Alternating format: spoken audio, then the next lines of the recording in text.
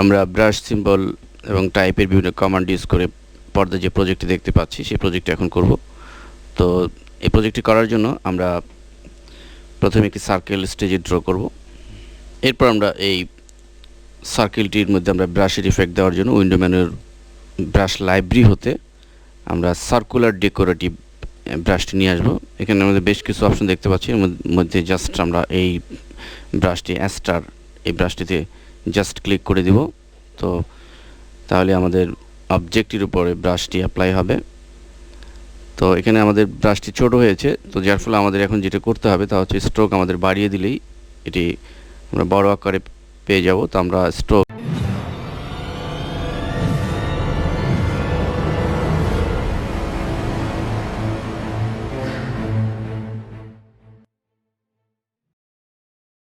এটিকে 4 করে দিলাম।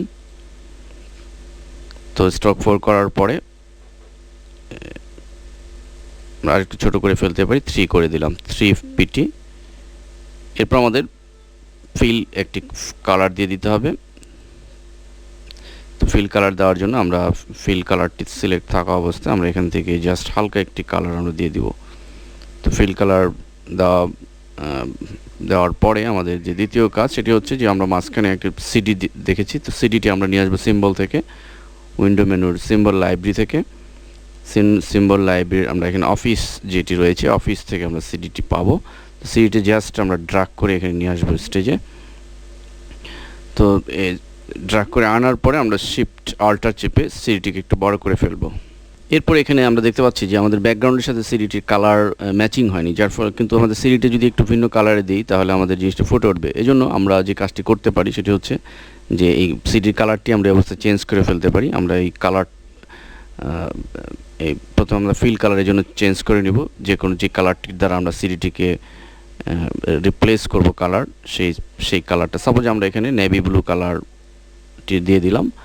এরপর আমাদের সিম্বল স্পিরার টুলের ডান পাশে যে টুলটি রয়েছে অর্থাৎ সিম্বল স্টেইনার টুল, এটি সিলেক্ট করে আমরা জাস্ট সিডিটির উপরে পর্যায়ক্রমে ক্লিক করলে আমাদের সিডিটি আমাদের উক্ত কালারে রিপ্লেস হবে। এভাবে আমরা যে কোনো পছন্দনীয় কালার আমরা সিলেক্ট করে আমরা পর্যায়ক্রমে ক্লিক করার মাধ্যমে আমরা সিডির কালারটি চেঞ্জ করে ফেলতে পারবো। এরপর আমাদের যে কাজটি প্রজেক্টটি রয়েছে যে চারপাশে একটা লেখা, তো এই লেখাটি করার জন্য আমরা একটি সার্কেল স্টেজে ড্র করে নিব, ঠিক শিফট চেপে।